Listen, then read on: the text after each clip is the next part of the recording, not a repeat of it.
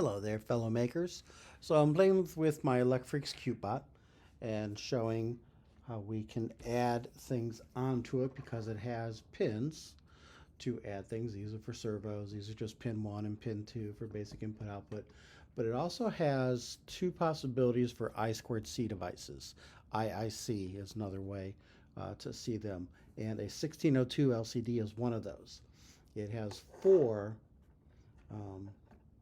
pins that need to be attached. It has SCL, SDA, which are serial clock and serial data, and voltage and ground. Now, you don't want to see me plug these in because it's really hard for me to get these plugged into, but there are some pins under here as opposed to here on the device. There are sockets here to plug into port 1920, which is SCL and SDA, and then voltage and ground. So it depends on what extra wires you have going here, like these are sockets. So these plug into the pins, that opposite kind of thing. So I've got that plugged in there. Now I could plug the voltage and the power, or the voltage and the ground over here onto the where the servos are, because those are going to be 5 volts. At least they should be 5 volts, because servos tend to need 5 volts. Let's code this thing now. Oh, the screwdriver. What's that for? On the back of this is an adjustment for brightness of the backlight. I'm just messing with it. So here we go. So I'm not really using the cutebot stuff, so I don't need to go get the cutebot extension. But when you start building out and adding things, yes, you're going to want that. But I do need a 1602 LCD extension. So I type in 1602, and this one shows up by MakerBit. Thank you, Roger. And here we go. And it's kind of like LCD or like NeoPixels. You got to tell the computer, you got to tell the microbit that you've got one and where it's at. I've seen another address besides 39, but pretty much that 39 has worked all the time for me. I think I've seen a couple in the literature. And so here are the stuff for showing words and numbers. So we grab this. So instead of MakerBit, how about temperature? We're going to show the temperature. And we're going to start at position 1. The reason it's called a 1602 is because there's 16 characters on 2 lines, right?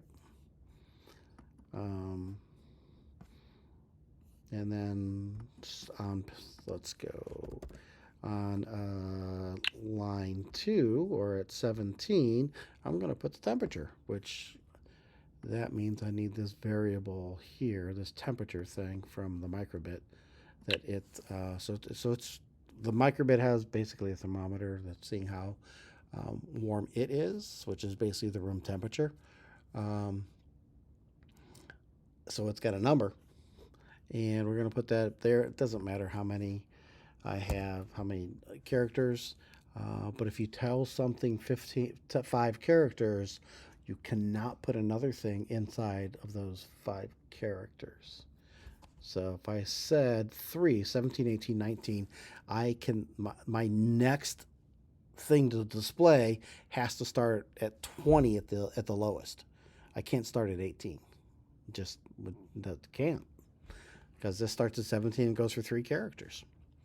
So I mean that's all it is. So think about what data you might need to output. Like I was doing a thumbstick, and I was outputting the X position and Y position so I could see where they are to read those values.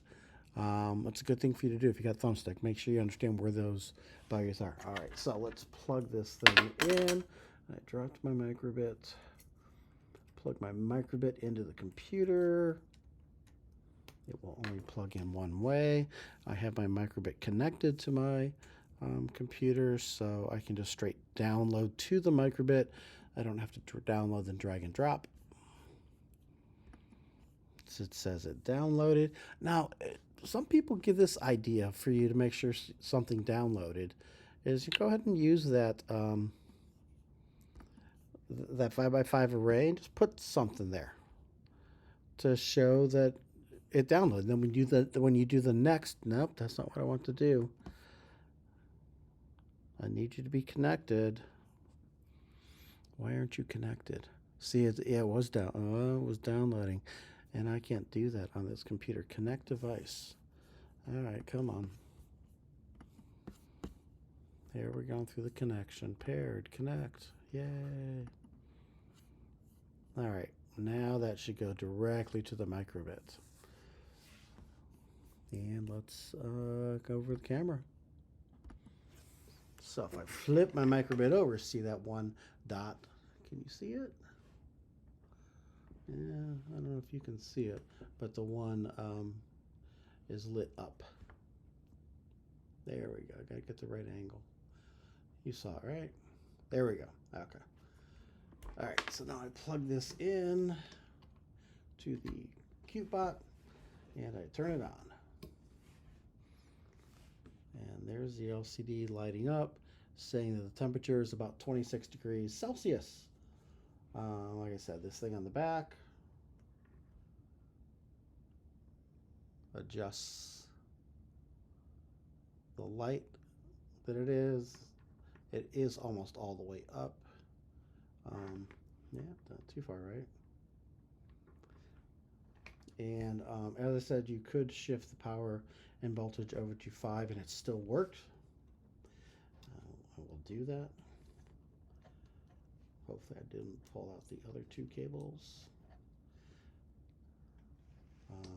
Because some devices have to have 5 volts. Some are okay with 3. And I'm assuming this is 5 because it's a servo. Just checking to make sure I didn't unplug it. There we go. It might be a little bit brighter. It should be because it's 5 volts. So, ways to add things onto